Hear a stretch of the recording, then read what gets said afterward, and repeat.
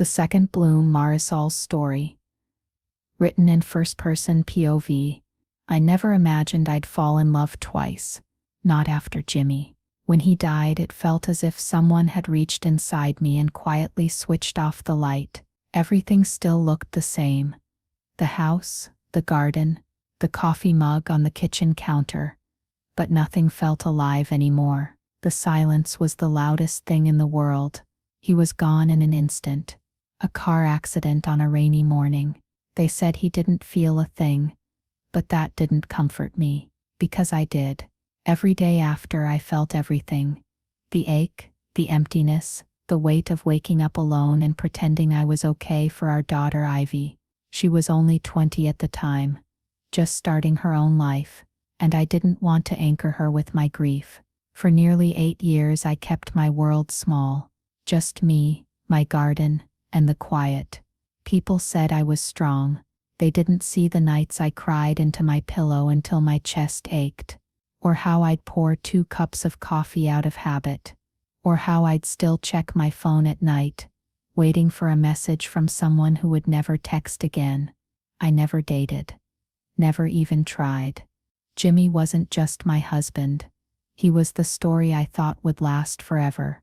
Loving someone else felt like rewriting the ending of a book I wasn't ready to close. So I built my life around the things he left behind. I ran the small bookstore we opened together, and on Sundays I tended to my garden. Roses. Always roses. Jimmy loved them. He used to say they reminded him of me. Beautiful but impossible. I liked that. So even after he was gone, I kept planting them. 1 rose bush every spring. It became my ritual of remembrance. One weekday afternoon, while I was rearranging the travel section, a young man walked in. He looked barely 30. Tall, sun-kissed skin. A warm smile that carried a hint of mischief. He wore a loose white shirt, the kind people wear when they don't take life too seriously. He asked, "Do you have marine ecosystems of the Pacific Rim?" I raised an eyebrow. "That's oddly specific. You don't look like the type who reads marine textbooks." He chuckled. "I'm not. I'm just taking a course to impress my boss, or maybe to make it seem like I know what I'm doing." Something about his honesty made me smile. "Lucky for you, I do have 1 copy left." When I handed him the book, he didn't leave right away. He lingered, asking about travel guides, novels, even the best cafes nearby. His name was Dan, a marine research assistant, recently moved into town. There was something bright about him, like he carried the ocean's calm and chaos all at once. He left after 20 minutes, but somehow the store felt quieter than usual after he did. A week later he came back, and then again, always with some excuse. Another book, a new question, or just to say hi. Before long it became our unspoken routine. He'd come by after his shift, smelling faintly of sea salt and coffee, and we'd talk until closing. Sometimes about nothing, sometimes about everything. He started teasing me early on. "You must be, 40? You don't look a day over 35. I laughed. "Flattery won't get you a discount." He grinned. "Worth a try." When I told him I was 56, he looked genuinely surprised. "Really?" he said. "You carry yourself like someone who's seen the world but still knows how to smile at it." That line stayed with me longer than I care to admit. It was harmless at first. Just jokes. Just conversation. But over time I started to notice things. How he'd bring me coffee before I even asked. How he remembered the little details I mentioned, like my favorite author, or how I preferred my garden soil. One rainy afternoon, when he caught me struggling to carry a box of books, he took it from me easily. "Dan, you don't have to." "I know," he said, "but I want to." It was such a small gesture, but I felt my chest tighten in a way I hadn't felt in years. That night I couldn't sleep. I kept asking myself what I was doing. He was 29. I was 56. I had wrinkles he didn't, memories he couldn't understand, and a past that still held me like a ghost. But he didn't seem to care. He just kept showing up, patient, kind, unafraid. The first time he made me laugh so hard I cried. I caught myself whispering, I shouldn't be this happy. The first time his hand brushed mine, I froze. The first time he called me Mari instead of ma'am, I didn't correct him. And with every small moment I felt Jimmy's memory hovering somewhere near, not angry, just present. I started visiting Jimmy's grave again. Sometimes I'd talk to him about Dan, the jokes, the smiles, the guilt. One day I whispered, I'm not replacing you. I just want to feel alive again. And for the first time I didn't cry after saying it. Of course, not everyone understood. When Dan and I began being seen together, whispers started. A 56-year-old widow and a 29-year-old man. It was fuel for gossip in a small town. Some said I was desperate. Others said he was just after something.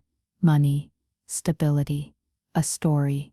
But the hardest criticism came from his side. His aunt told him I could be his mother. His cousin asked if he was going through something. And during one family dinner his brother Marco looked me dead in the eye and said, Do you really think this will last? What happens when you can't keep up? I wanted to walk away. But before I could, Dan spoke, calm but firm. I don't love her for what she can give. I love her for who she is. His voice cracked a little when he said it, and that was when I knew this wasn't a passing thing. Still, that night I nearly ended it. I told him, This is too much, Dan. You deserve someone your age, someone who can give you more years. He just took my hand and said, I'm not counting years, Mari. I'm counting moments. And every one of them is better with you. Something in me broke then. The wall I had built for so long. Months later, on the anniversary of Jimmy's death, I went to his grave with roses.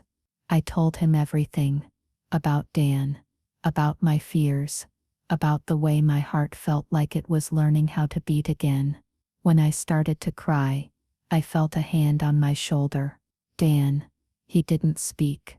He didn't have to. In that quiet, something settled inside me.